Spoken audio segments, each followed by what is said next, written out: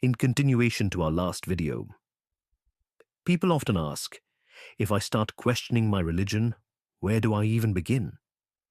What do I read that won't just attack what I believe? How do I explore this without losing my spirituality? So today, I want to share 5 books, not to convince you of anything, but to help you think for yourself. Some of these books critique religion, some explore it with curiosity. One offers a path beyond organized religion entirely. You don't have to agree with all of them. In fact, you probably won't. But if you're genuinely searching for truth, these books will help you ask better questions. Let's begin. Book number 1, Sapiens, A Brief History of Humankind by Yuval Noah Harari. If you only read one book from this list, read this one, because Harari isn't attacking religion. He's examining it the way an anthropologist would study any human phenomenon, with curiosity, with distance, with honesty. Here's his central question. Why did Homo sapiens, our species, conquer the world when other human species didn't? His answer: because we learned to believe in things that don't physically exist. Nations, money, laws, corporations, and religions. Harari calls these imagined orders, not fake, not lies, but human-created frameworks that allow millions of strangers to cooperate. Money only works because we all believe in it. Nations only exist because we agree they do. And religions? They emerged as social technologies, ways for large groups to coordinate around shared beliefs. The chapter on religion is only 20 pages, but it will change how you see every temple, mosque, and church you've ever entered. Harari doesn't say God doesn't exist. He says, religious stories are human creations that helped us survive and organize. Whether there's something divine beyond those stories, that's a different question. Read this book if you want to understand religion without hostility. This is the wise, big picture view. It respects believers while examining belief itself. Book number 2, The Power of Myth by Joseph Campbell. Joseph Campbell spent his life studying myths from every culture on earth: Hindu, Christian, Buddhist, Islamic, ancient Greek, Native American. And he discovered something extraordinary. They're all telling the same stories: the virgin birth, the hero's journey, the flood, the resurrection, the battle between good and evil. Different names, different details, but the same archetypal patterns. Why? Campbell's answer: because myths aren't historical records. They're humanity's way of encoding wisdom about existence, how to face suffering, how to find meaning, how to transform, how to die and be reborn. Every religion claims its stories are unique revelations from God. Campbell gently shows, no, these are human stories, profound, beautiful, meaningful, but human.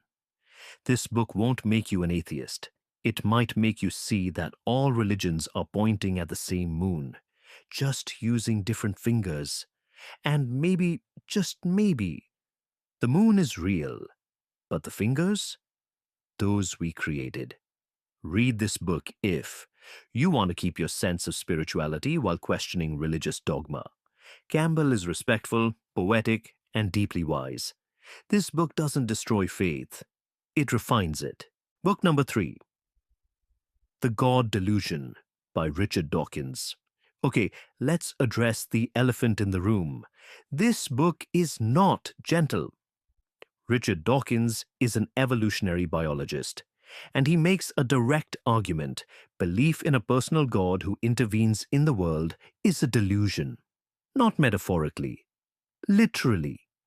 He examines the psychological reasons humans create gods, the evolutionary advantages of religious belief, the logical contradictions in religious texts, the harm done by organized religion throughout history. This is the book religious people hate, and the book questioners often need. Because here's the thing. If you're going to believe something, you should be able to defend it against the strongest arguments against it. Dawkins provides those arguments. He doesn't just question religion, he systematically dismantles it. Now, does that mean he's right? Not necessarily. Plenty of brilliant thinkers disagree with him. But if you're truly seeking truth, not comfort, you need to hear the strongest case against what you were taught. And this is it. Read this book if you're ready for a full scientific critique. Warning: this will challenge everything. If you're not ready for that, skip this one. But if you are, it's essential reading. Book number 4, God is Not Great: How Religion Poisons Everything, by Christopher Hitchens, where Dawkins approaches religion as a scientist. Hitchens approaches it as a historian and journalist. His thesis: religion has caused immeasurable harm to humanity. The Crusades, the Inquisition, caste oppression, religious wars, honor killings, gender oppression. Hitchens documents it all with devastating clarity. But here's what makes this book important. Hitchens doesn't just criticize religion. He asks, what would a world without religion look like? Would we be more moral, less violent, more free? His answer: yes, because he believes morality doesn't come from divine commandment. It comes from human empathy and reason. You don't need a book to tell you murder is wrong. You know it because you can imagine the suffering it causes. Now, many people disagree with Hitchens. They argue religion has also inspired compassion, art, community, and charity, and they're right.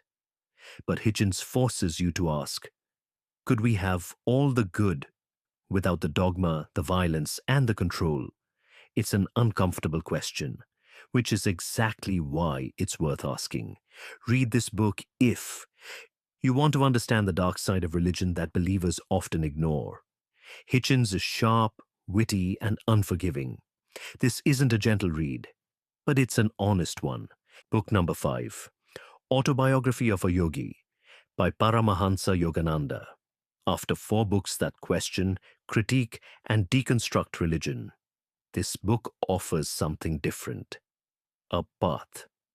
Yogananda was an Indian yogi who brought meditation and yoga to the West in the 1920s. This book is his life story. Miracles, mystical experiences, encounters with saints and sages. And at the center of it all, one teaching: God is not in temples or scriptures or rituals. God is within you, accessible through direct experience. No priests required, no ceremonies required, no blind faith required, just practice, meditation, breath, awareness, stillness. This is the book for everyone who rejected religion, but still feels something spiritual inside. Yogananda doesn't ask you to believe stories written 2,000 years ago. He asks you to sit in silence and experience the divine for yourself. And if you don't experience anything, then at least you'll know it from personal exploration, not inherited dogma. Steve Jobs read this book every year. George Harrison called it life-changing, not because it gave them answers, but because it gave them a method for finding their own. Read this book if you're done with organized religion, but not done with spirituality. This is the bridge: direct experience over blind belief, your relationship with the divine, no middlemen. So those are the 5 books. You don't have to read all 5. You don't have to agree with any of them. But if you're genuinely searching for truth, you need to hear perspectives that challenge what you've been taught. Because here's the thing. If your beliefs can't withstand questioning, they're not beliefs. They're programming. And the only way to know the difference is to question everything. Read it with an open mind, not to destroy your faith, but to test it.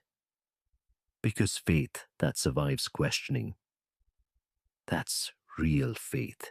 If this helped, drop a comment. Which book are you starting with? And if you missed the previous video on questioning religion, I'll link it below. subscribe to We Are All Lost because we're all searching, and the only way to find truth is to be brave enough to question everything we thought we knew. See you in the next one.